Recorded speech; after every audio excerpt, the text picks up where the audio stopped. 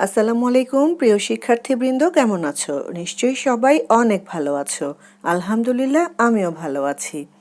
আজকে তোমাদের বাংলা বই এর পাঠ 16 এর গল্প স্মরণীয় যারা বরণীয় যারা এর থেকে একটি রচনা তৈরি করেছি। আর রচনাটির নামও কিন্তু স্মরণীয় যারা বরণীয় যারা। কারা স্মরণীয় এবং বরণীয় সে বিষয়টা একটু জেনে নেই।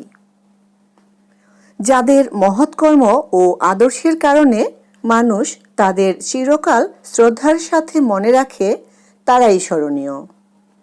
আর সমাজ ও দেশের প্রতি অসামান্য অবদানের জন্য যাদের সমাজের সর্বোচ্চ সম্মানের আসনে বরণ করে নেওয়া হয়, তারাই বরণীয়। বাংলাদেশ স্বাধীন দেশ। বাংলাদেশের স্বাধীনতার জন্য লক্ষ লক্ষ মানুষ প্রাণ দিয়েছেন। তাদের মধ্যে আছেন কৃষক, শ্রমিক, ছাত্র, শিক্ষক, রাজনীতিবিদ, পুলিশ, সৈনিক, কর্মকর্তা, নারী, শিশুসহ সর্বস্তরের মানুষ। আছেন সমতল, পাহাড়, হাওর, নদী, উপকূলসহ সকল অঞ্চলের মানুষ। সকল ধর্ম, বর্ণ, শ্রেণী ও পেশার মানুষ মুক্তিযুদ্ধে শহীদ হয়েছেন। তো বন্ধুরা, সকলের প্রতি শ্রদ্ধা রেখেই শুরু করছি আমাদের আজকের রচনা স্মরণীয় যারা বরণীয় যারা। ভূমিকা। 1971 সালে দীর্ঘ 9 মাস রক্তক্ষয়ী যুদ্ধের মাধ্যমে বাংলাদেশ স্বাধীন হয়। এই বিজয় অর্জনের পেছনে রয়েছে অসংখ্য বীর বাঙালি ও বুদ্ধিজীবীদের আত্মত্যাগের ইতিহাস। দেশ ও মাতৃভাষার জন্য যারা নিজেদের জীবন উৎসর্গ করেছেন, তারাই আমাদের কাছে স্মরণীয় ও বরণীয়। পাকিস্তানিদের হত্যাযজ্ঞের কাল। 1971 সালের 25শে মার্চ গভীর রাতে পাকিস্তানি সেনারা ঢাকার নিরস্ত্র ও ঘুমন্ত মানুষের উপর ঝাঁপিয়ে পড়ে।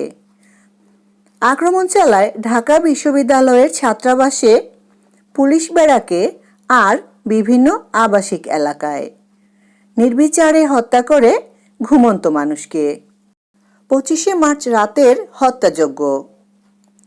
পাকিস্তানিরা পরিকল্পনা করে একে একে হত্যা করে এদেশের মেধাবী, আলোকিত বুদ্ধিজীবী ও বরেণ্য মানুষদের। 25শে মার্চের মধ্যরাতেই পাকিস্তানি সেনারা ঢাকা বিশ্ববিদ্যালয়ের বিজ্ঞানের শিক্ষক এম মুনিরুজ্জামান, ইংরেজি সাহিত্যের খ্যাতিমান শিক্ষক অধ্যাপক জ্যোতির্ময় গুহঠাকুরতা ও দর্শন বিষয়ের খ্যাতনামা শিক্ষক অধ্যাপক গোবিন্দ চন্দ্র দেবকে গুলি করে হত্যা করে। একই রাতে হত্যা করা হয় আরও অনেক শিক্ষককে। সাংবাদিক হত্যা। 25শে মার্চ রাতে আক্রান্ত হয় সংবাদপত্র অফিসগুলোও। সংবাদপত্রের অনেক অফিসে আগুন লাগিয়ে দিয়ে হত্যা করে বহু সাংবাদিককে। দৈনিক সংবাদের মেধাবী লেখক ও সাংবাদিক শহীদ সাবের সেই রাতে অফিসেই ঘুমাচ্ছিলেন। ঘুমন্ত অবস্থায় তিনি পুড়ে মারা যান। শহীদ হন সেলিনা পারভীন। মাত্র 25 বছর বয়সে প্রাণ দেন কবি ও সাংবাদিক মেহেরুন্নেসা। দানবীর ও সমাজসেবক হত্যা।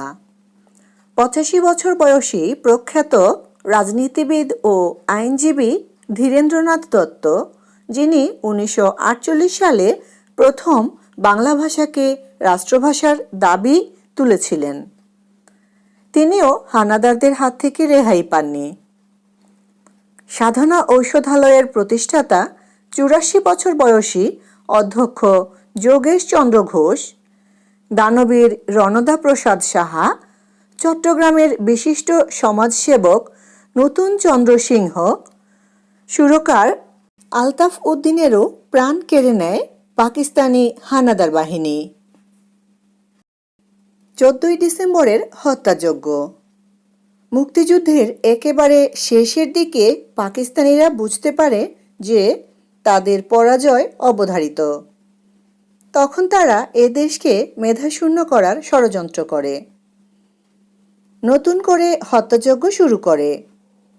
1971 সালে 14 ডিসেম্বর তারা ধরে নিয়ে যায় ঢাকা বিশ্ববিদ্যালয়ের খ্যাতিমান শিক্ষক মুনির চৌধুরী, অধ্যাপক মুফাজ্জল হায়দার চৌধুরী ও অধ্যাপক আনোয়ার পাশাকে।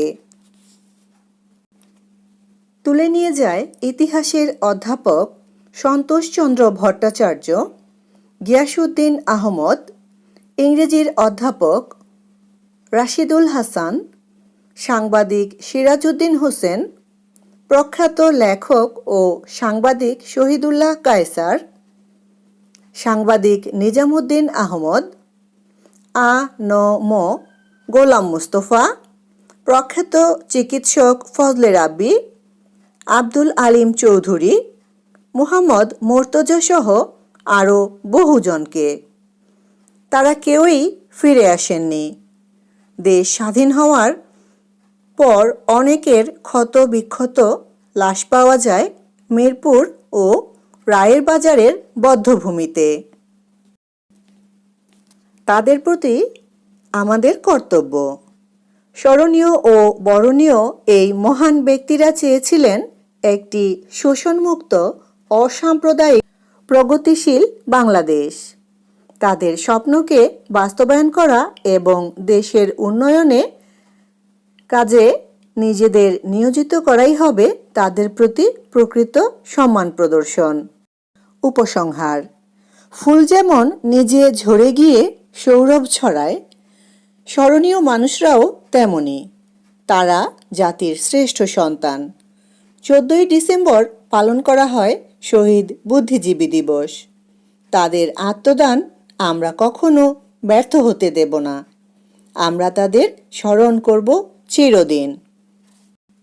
প্রিয় শিক্ষার্থীবৃন্দ, স্মরণীয় যারা, বরণীয় যারা রচনাটি মূলত আমাদের জাতীয় জীবনের যেসব মহান ব্যক্তিত্বকে কেন্দ্র করে রচিত, তারা তাদের অসামান্য ত্যাগ, দেশপ্রেম, সমাজ সংস্কার এবং সৃজনশীল কাজের মাধ্যমে মানব কল্যাণ ও দেশের উন্নয়নে চিরকাল অমর হয়ে থাকবেন।